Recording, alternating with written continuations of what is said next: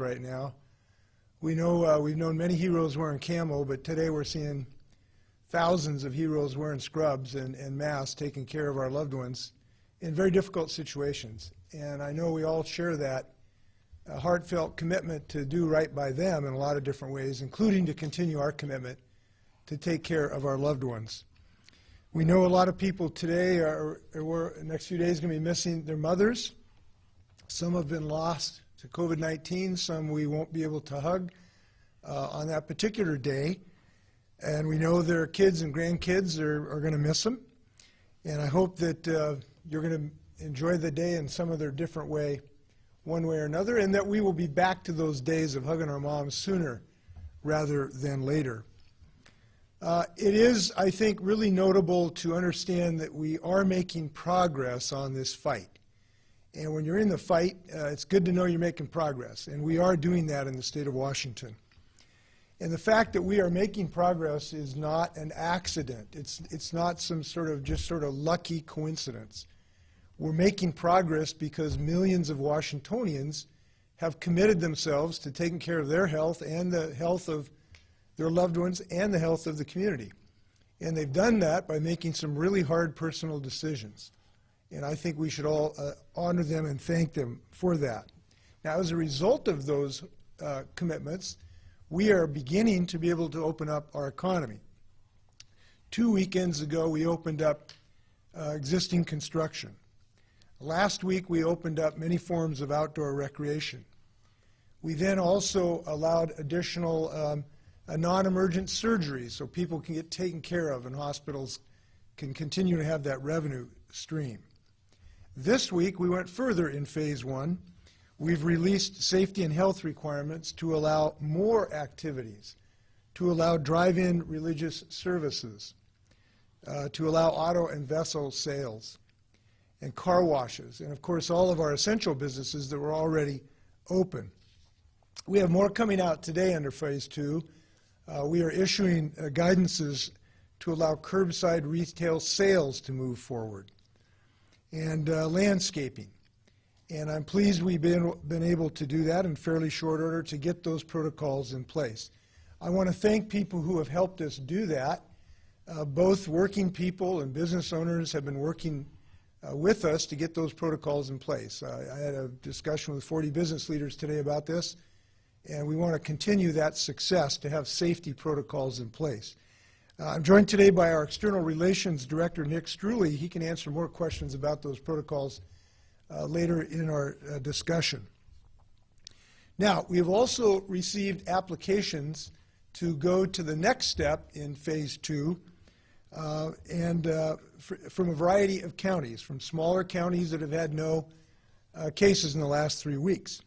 And today, Secretary of Health John Weisman approved variants for 5 counties: Ponderay, Lincoln, Ferry, Garfield, and Columbia.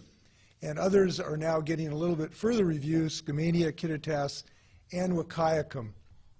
And again, in making these decisions, we're using science and data and the best information we can get from these counties to make sure that they are ready to reopen. And we're really pleased that we've started this first step. We assume other counties will follow, and we will continue to use criteria based on science. We started with the smaller counties because we want to have good experience with them to give us confidence to move out to additional counties. Again, I want to thank Secretary Weisman and his team for hard work on this so we can continue to make progress. There is something I want to share with people that is a concern of ours. We are hearing increasing reports that people are delaying appropriate health care because of COVID-19, and we're concerned about that. We want people to get health care they need. We're particularly concerned that it appears that immunization rates may have gone down in various places, as much as 30% in some circumstances compared to what 18-year-olds were having in March 2019. We really need our children to be vaccinated. We can't let one virus result in fewer children being protected against other very dangerous diseases, and I hope people will take care of their children. You know, some people have said that their issues aren't serious enough to bother healthcare workers, and light of COVID-19. But we all need to stay healthy. So please don't delay appropriate treatment for chronic conditions or new injuries or troubling symptoms. And our healthcare system now is stronger than it was a few months ago in a lot of different ways, and we appreciate everybody in the healthcare system working to make it so. Now, we know this weekend is going to be unbelievably gorgeous in the state of Washington, and under normal circumstances, that would be only a cause for celebration.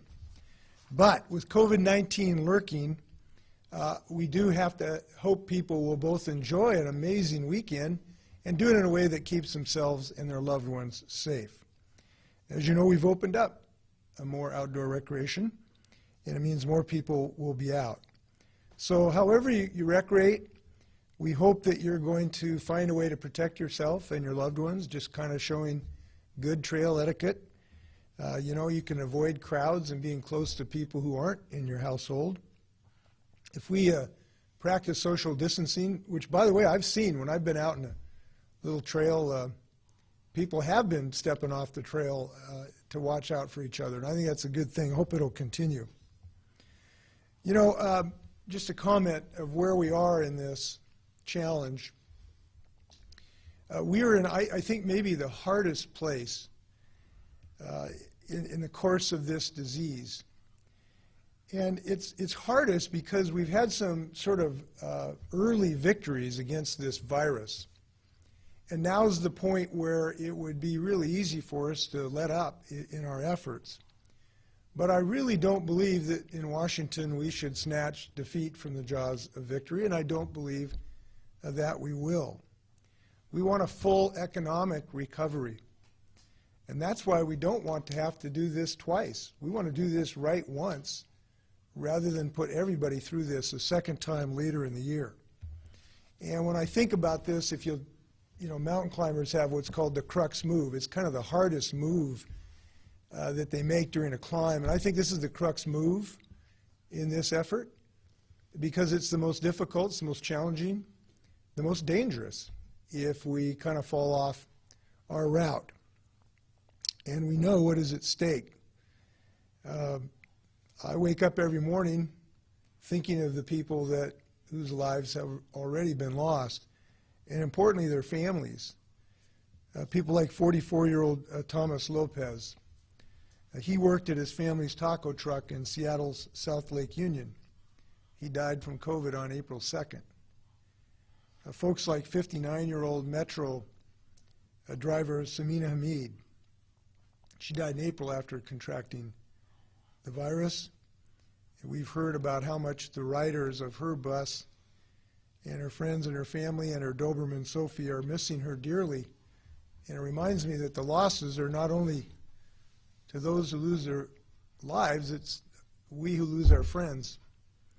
The 60-year-old butcher Guadalupe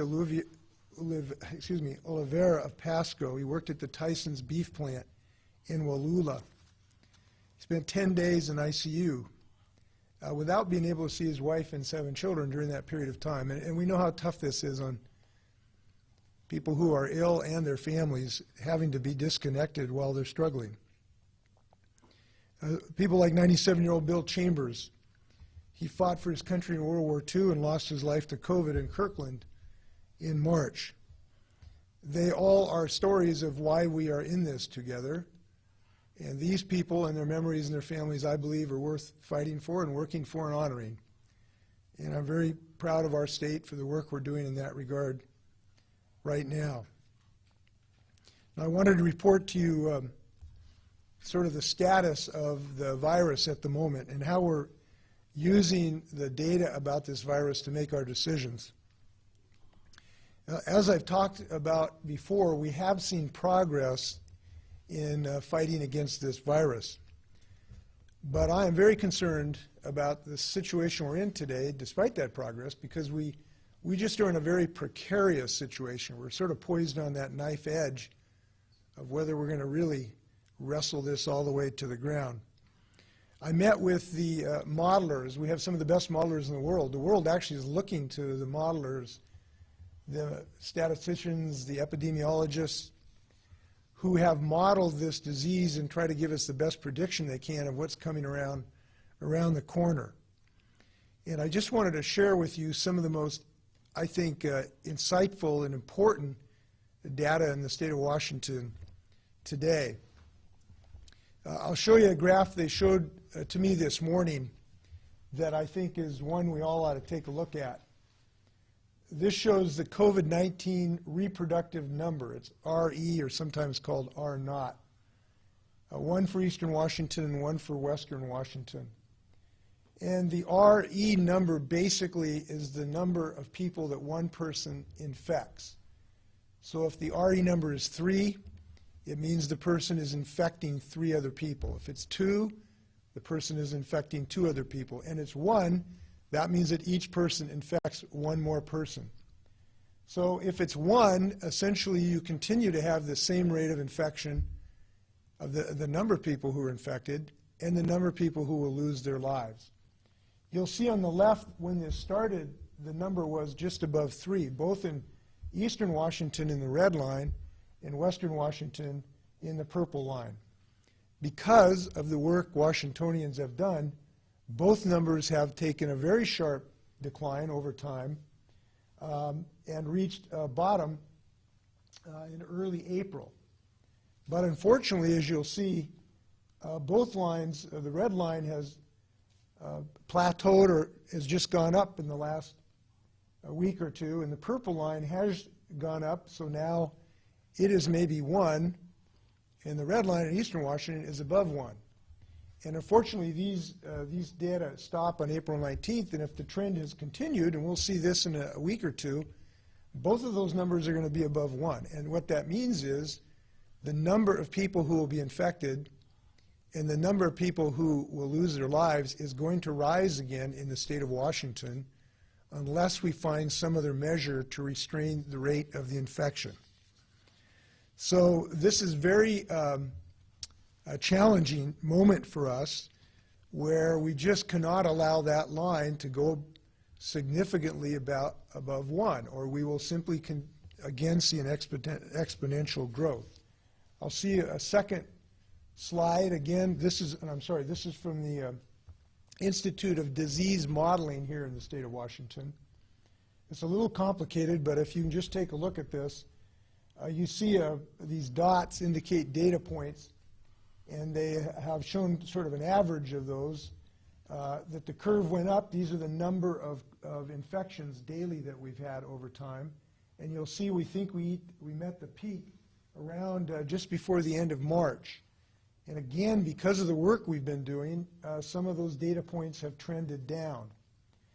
And the green line in the middle shows what is predicted to happen if we maintain our existing R numbers. That means if we maintain the ability to restrain the growth of the virus. But the gray line, which starts to go up dramatically, shows what will happen if we go back to an R number of mid-March levels that we already were experiencing. And that's what will happen if we abandon our social distancing strategy and could not find some other substitute for that strategy that was effective. So this is what concerns us, and this is what shows that we have to continue a step-by-step, measured approach based on data that we are engaged with now. And again, I want to thank everyone who is committing themselves to rational decision-making here because of this data. I want to give you just a little report about our supply situation. Our state, as you know, has faced very significant shortfalls in our collection kits that are used to take a sample from your nose before they go to an analytical lab to analyze them.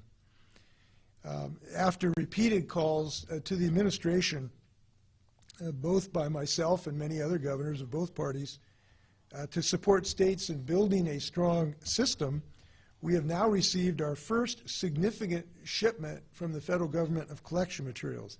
That included 37,000 swabs of a particular type that are suitable for this collection gathering. We've been told we will be receiving another 60,000 by early next week, followed by weekly shipments of more than 100,000 swabs. This is really good news, and we appreciate that this is coming in. But we have to increase the level of this supply, because as we come out of this and reopen our economy, we will have even more need for more testing as people go back to school and people go back to work, so that we can prevent the necessity of shutting down businesses. So this remains a challenge for us, and we are trying to find the most creative solutions to it. A week or so ago, maybe a little longer, I spoke with the Food and Drug Administration Commissioner and also sent a letter to the Vice President asking them to do the scientific work necessary to validate at-home testing. So you could essentially test yourself, put the swab, and get it delivered to a lab to analyze. And today we're pleased that the FDA has announced that they will evaluate new tests for an at-home collection system. We think this would be great if we can make it part of our testing protocol, because as our social distancing strategy is reduced, we have to have the most robust testing, contact tracing, and isolation program we can possibly mount. We'll have more to say about that next week, but it all starts with adequate testing. One last piece of good news, thanks to the State Department of Commerce and the State Broadband Office, more than 300 new drive-in Wi-Fi hotspots are going up statewide. And I'm glad that initiative is happening right now. As you know, we had a broadband initiative the legislature acted on, and this is very, very timely. You can learn more about the hotspots at www.driveinwifi.wa.gov, www.driveinwifi.wa.gov. And with that, I'm happy to stand for questions. First question comes from Joe at the Seattle Times. Governor, the Seattle Police Department posted a note today about looks like potentially widespread fraud attempts for appointments to the police department, people requesting unemployment benefits that are not real. Is your administration working on a response to make sure that that is limited and not happening? Yes, it is one of the challenges that our department has, and it is an important part to do what we can to weed out fraud. And those folks are going to be in a particularly hot place when they are caught and convicted. We take that as a very, very serious crime in the middle of a pandemic for people who would be so irresponsible. So let it be known, those folks are going to be treated with minimal respect in the criminal justice system. And we'll do everything we can to find them. Now, if I can, let me note, though, this challenge of weeding out fraud is extremely challenging for us, because we also want to get the thousands of claims processed for people as soon as humanly possible. And we are bending every single resource and technology the department can to expedite those decisions.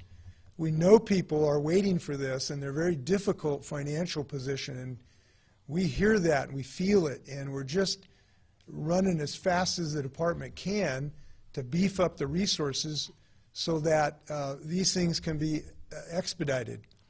I will say it's really helpful to get your claim processed quicker, to try to be as careful as humanly possible on the information, on the boxes you check, on the information.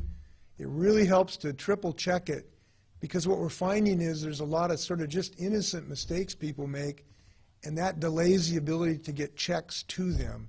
So we hope people can sort of get somebody to look over your shoulder and make sure everything's filled out right. We want to get those checks to the right people as soon as humanly possible. Next question comes from Keith with Colorado.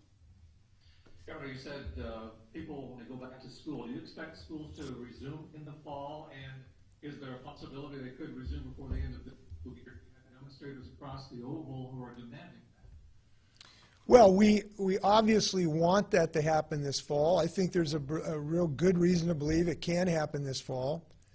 It's dependent in part on what we do here in May. I mean, the more people that honor social distancing, the more people that find a way to go about their day's life without infecting others, the more likely it will be that we can open school in the fall.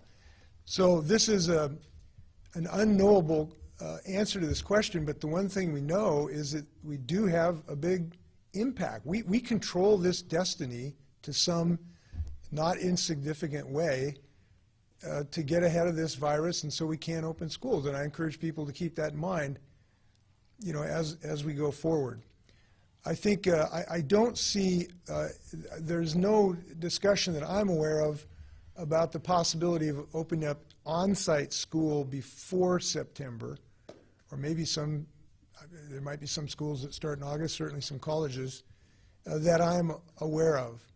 And we want to thank the educators and the parents who have been as creative as possible the last several weeks with their children. I've actually heard some pretty decent reports about students who've remained committed, and that's been kind of inspiring. We know it's not as good as on-site, it's not as good as having those in person, and I want to thank the educators finding the creative juices to do everything we can right now. Next question comes from Jim Drews in the Tribune. Thank you. I have a two-part question. One is if perhaps Nick could explain how the curbside retail sales would work, when those firms could open, and how you would handle shopping malls.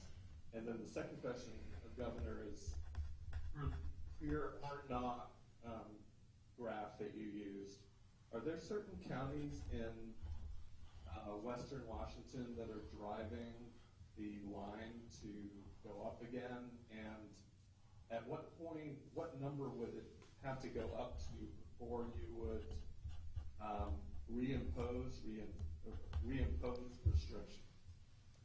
Nick, would you like to address the curbside issue? Are you with us, Nick, and not muted? I'm sorry? We're just looking for Nick for a moment. He's out opening retail stores, I think. We're having a little technological difficulty here. I will try to get a more specific answer, but basically we have issued today protocols for retail businesses so they know the guidance of how to go about doing this.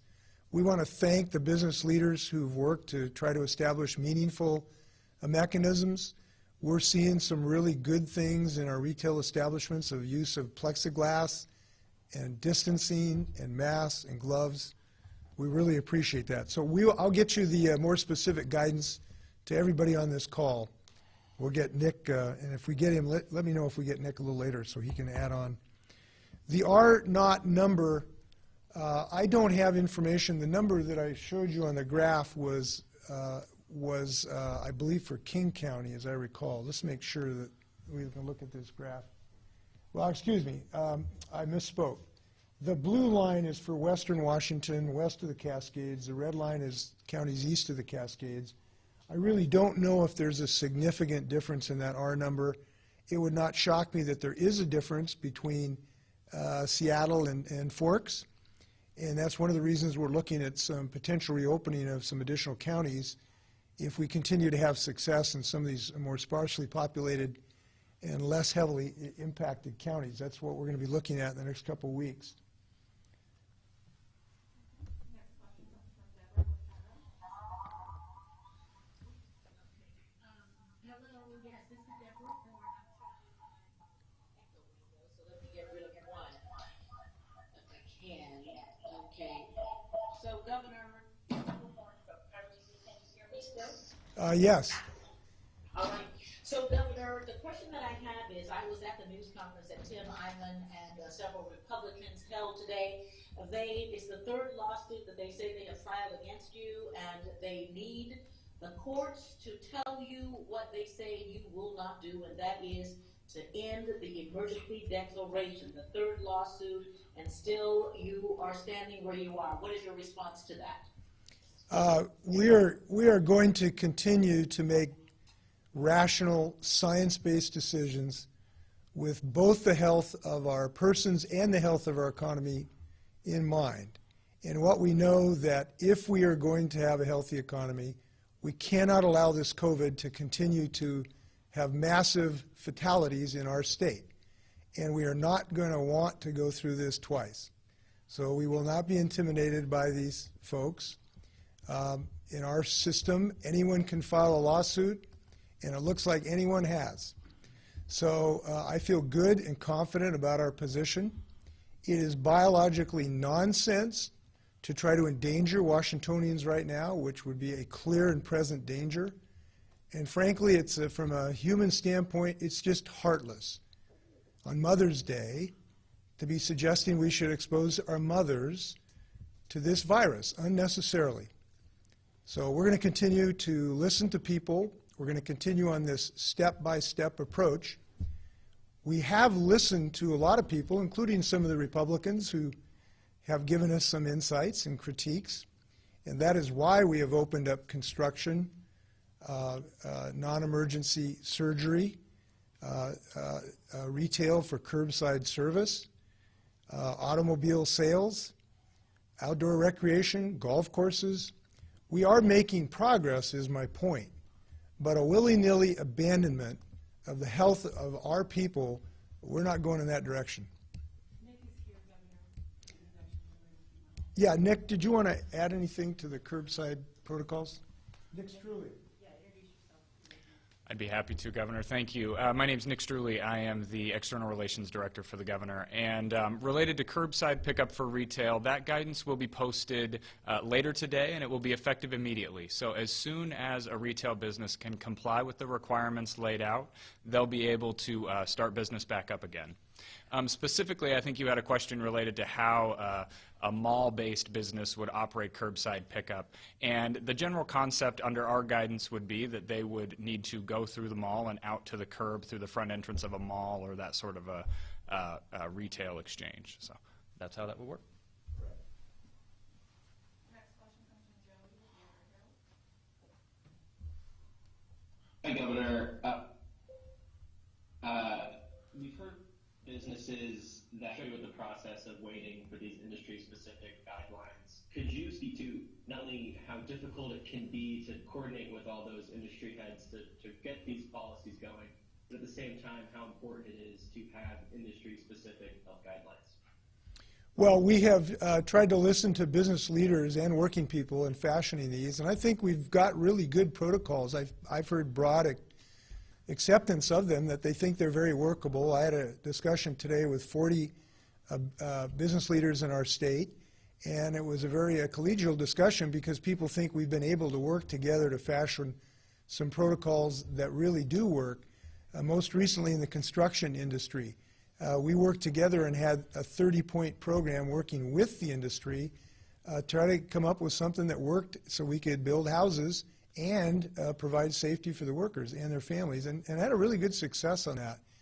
And that's a success because we listened to people in the real world to understand what their lives are really like and what rules might make sense. So I'm looking forward to continued success on that. I have to tell you, I know there's huge frustration on this of business people, enormously frustrating.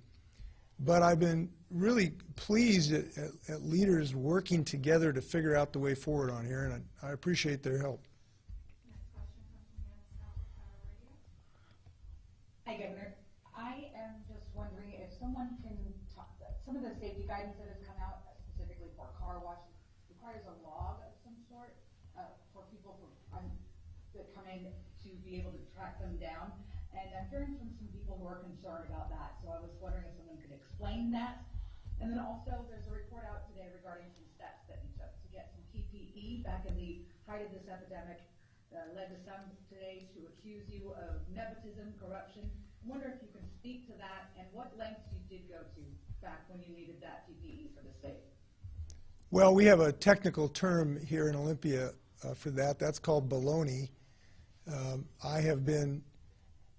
I tell you, just every hour I think about trying to get PP&E for our nurses. When those C-17s flew over today to honor the nurses, I've been trying to honor them by getting PPE every single day. I've called around the world for this, and we have found some and not as much as we would like.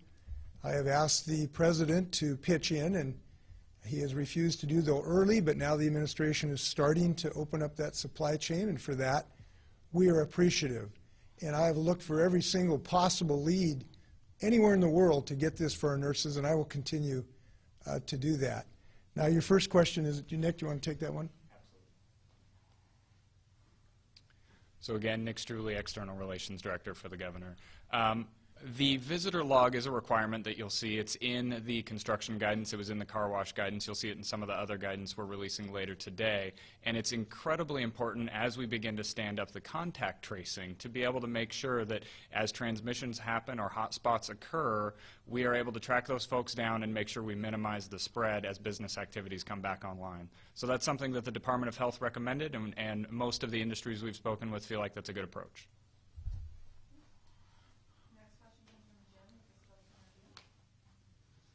Governor, I'm wondering if you can tell us that as you prepare the criteria for other counties or regions to move ahead to phase 2, can you tell officials in those larger counties whether they will need to go to 3 weeks without a new COVID-19 case as the smaller counties do? And sort of as a corollary to that, can you get a county-by-county breakdown of those R0 numbers so you can tell in regions where the transmission rate is much lower than some other pockets?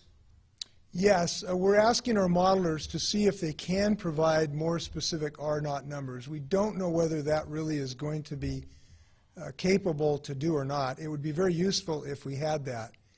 We will be in the next couple of weeks looking at counties, because we anticipate there will be some other counties that would like to go this route early.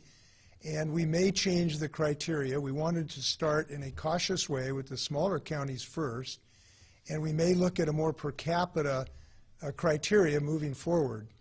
And the criteria we select is going to be based on this data that we receive on a daily basis to figure out what the right route is. And we'll be very transparent about that. And we're listening to people all over the state. I've had many discussions across the state with local leaders talking about how to select that. And that'll be an iterative process. It's not etched in the tablets that came down with, with Moses. It's going to be something that's based on the data as it moves forward. By the way, I do want to address this because it is one of the challenges of our decision-making process. It would just be so wonderful if anyone could just give a specific date and a specific number a month from now what this situation is going to look like. But I don't think that would really be responsible. It would be easy and perhaps gratifying, but it would not be responsible given how fluid and dangerous and slippery this virus is. It has surprised people in many places around the world, and as we've seen here, even we have now had some early success, but as the graph showed you, there are concerns about this starting to grow back. So we're doing the best we can in the most transparent way we can. Next question comes from Jeff with Promo Radio. Yes, Governor, regarding some of the lawsuits that have been filed, it seems many of them are coming from members of the Republican Party, though to my knowledge none of them have included Republican leadership in the legislature. How have the ongoing discussions, or have you had ongoing discussions with the Republican leadership? And as a follow-up to that, why not call the legislature back into session? Because there's been a lot of criticism of whether or not you have the authority to do certain things. Why not call the legislature back into session, have them ratify these decisions? I know you floated the idea of a session last week. Well, this is a responsibility given to the governor in an emergency situation, which this clearly is. And it's by necessity the way we have to make decisions in our democracy, and it's like this in 50 other states. And it's the same reason that none of the other 50 states have convened, I don't believe, a special session for this reason, because it's the only way really to fashion in a very quick time period a response to an emergency. That's why they set this democracy up like that. To my knowledge, none of the leadership in the Republican Party have called for a special session, nor have they proposed an alternative plan. And I just got to tell you, the old saying about Monday morning quarterback kind of applies here a little bit. Look, I understand criticism. I understand different viewpoints. But the only thing I've seen is just abject surrender to this virus. And that's just not acceptable for the safety of our people. We've had 4 Republican legislators, maybe it's 5, say, let's just surrender, let's just give up, and let this virus come back and eat us alive. That is just not a plan that is responsible in my view. So maybe the reason they have not asked for a special session is they're afraid to be the dog that caught the car. When you have to make decisions, it gets a little harder. So we're going to continue to work with Republicans. We brief them every week. We have very detailed briefing of the entire legislature, Republicans and Democrats. I have talked to Republican leaders and will continue to do so, because we are all in this soup together. It's not Republicans or Democrats that virus is thinking of. It's thinking of us all as targets. And I look forward to working with both parties to get something done. Time for a couple more questions. Next question comes from Jasmine with KMU. Governor Inslee, this is in regards to the stay-at-home violator list. We understand contact information of reporting parties are being circulated in email thread with hundreds. We lost you there for a moment. We've lost you for a moment. We'll try to come back. Please stay with us. Next question comes from Mayor with KXLY. Who is this? I'm sorry. Mayor with KXLY. Good afternoon, Governor. I know you talked about how important contact tracing is. You talked about what that's going to really look like across the state and all the counties, and if you think we have enough resources to be going on with that now, as well as how soon it'll start. This is, at the moment, maybe the most important thing in our state, and that is our ability to have a vigorous, robust, timely testing, contact tracing, and isolation plan across the state of Washington, and we are committed to that. We're going to have a much more detailed review with you either Monday afternoon or Tuesday, I believe. I believe it's going to be Tuesday to roll out that plan, exactly what it will look like. It's going to involve hundreds of members of the Washington National Guard, members of the Department of Licensing, local Department of Health, and state departments of health working all in unison. And we're going to continue to build from there. I'm glad we've been on top of this because this is extremely important. I'll mention one thing about that plan, if I may, because I think it's going to be becoming increasingly important, and that is that we want to do the testing, which is step 1. We want to do the contact tracing, which is step 2, to contact people who may have been infected. But the third is isolation. And I just today want to mention this today. We are going to have a lot of families that will need to isolate for 14 days when it turns out that they're positive. And even before they're tested, we're going to need people to isolate while you're waiting to get the test returns back. And this is going to be really challenging for some families, and we're going to have to help them and support them, because when a person is positive, if they decide to isolate at home rather than in another location that the state may provide, they obviously have a high level of transmission to their household members. So that means household members are going to have to isolate with them at home. And our success in this endeavor, our ability to avoid this pain again, to a large degree is going to depend on those families' success and willingness and the ability of us all to help those families so that they're secure for 14 days in their homes. That means not trips to the grocery store and trips to families' houses. So that's going to be a challenge for us, and I hope we're all going to help those families. And it looks like Jasmine has dropped off, so any final words? No, again, I want to thank everyone. I hope you'll be safe this weekend, and please wash your hands.